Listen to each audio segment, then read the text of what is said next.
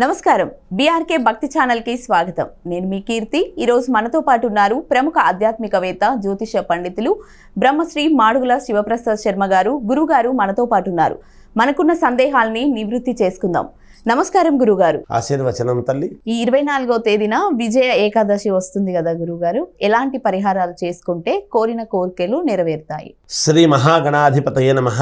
ఐం మహాసరస్వత్యే నమః. శ్రీ లలితాంబికాదేవ్యే నమః. 24వ తారీఖు విజయ ఏకాదశి అనేటువంటిది వస్తుంది. ఏమి పరిహారము చేసుకుంటే బాగుంటుంది? ఈ మాసములో ఇది మాఘమాసము మనము అనేటువంటిది ఒకటి గుర్తుంచుకోవాలి. భీష్మాష్టమి అయిన తర్వాత, అష్టమి నాడు చనిపోయిన తర్వాత భీష్ముడు తర్వాత వచ్చేటువంటి ఏకాదశిని జయ ఏకాదశి అన్నాం. జయ ఏకాదశి తర్వాత ఇప్పుడు మళ్ళీ ఏకాదశి వస్తూ ఉంది కాబట్టి అది శుద్ధ ఏకాదశి, ఇది బహుళ ఏకాదశి. ఈ శుద్ధము బహుళము రెండూ కూడా మాఘమాసంలోనే వస్తూ ఉన్నాయి కాబట్టి ఇది విజయ ఏకాదశి అనేటువంటిది ఒకటి. అక్కడ జయము, ఇక్కడ విజయము. విజయ ఏకాదశి అని అనటములోనే ప్రాధాన్యత అనేటువంటిది ఒకటి మనము గమనించాలి. ఏకాదశి అంటేనే ఏకాదశి వ్రతం చేసేటువంటి వాళ్ళు ఏకాదశి ప్రాధాన్యత గురించి చాలాసార్లు చెప్పుకున్నాము, తెలియజేస్తున్నాను, జరుగుతోంది. అయితే ఈ విజయ ఏకాదశి అనేటువంటిది ఎప్పుడొచ్చింది? పైగా సోమవారము వచ్చింది. ఏకాదశి సోమవారము అనేటువంటివి రెండూ కూడా, సోమవారమేమో పరమేశ్వరుడికి ప్రీతికరం, ఏకాదశి శ్రీ మహావిష్ణువుకు ప్రీతికరం. ఇక్కడ మనం రెండు గమనించాల్సినటువంటి విషయం. తిథి వచ్చిండేది శ్రీ మహావిష్ణువుకు సంబంధించి, వారమేమో పరమేశ్వరుడికి సంబంధించినటువంటిది. అందుకే మనము తిథి, వారము అని చెబుతాము, నక్షత్రము ఇవన్నీ కూడా చెప్తాం మనం. ఇక్కడ రెండు యోగవంతమైనటువంటివి వస్తూ ఉన్నాయి. ఈ యోగవంతమైనటువంటిది వచ్చినటువంటి రోజు, అలాగే మనకు పరమేశ్వరుడి అనుగ్రహము, విష్ణువు యొక్క అనుగ్రహము రెండూ కలుగుతాయి ఈరోజు చేసుకునేటువంటి పనికి అనేటువంటిది మనం గుర్తించాలి.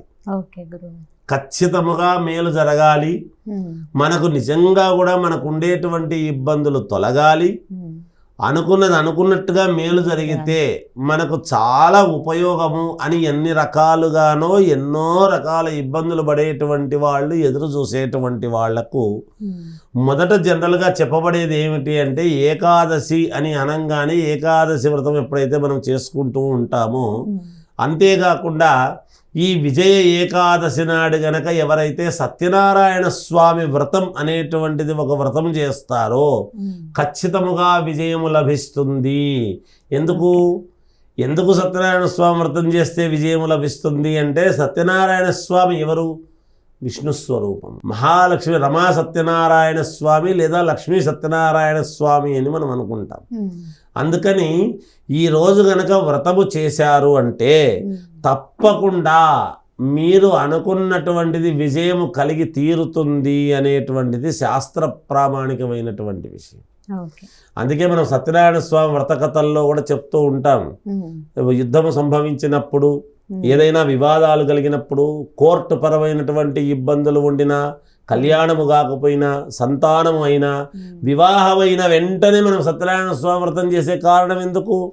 ఆ దంపతులకు త్వరగా పంట పండాలి అంటే, ఆ కడుపు పండాలి, త్వరగా సంతానము కావాలి అనేటువంటి దానికే కదా. అంటే ఎటువంటి దృష్టి దోషము లేకుండా సత్యనారాయణ స్వామి వ్రతం చేసుకోవటం, దంపతులు, నూతన దంపతులు అనేటువంటిది ఉన్నది.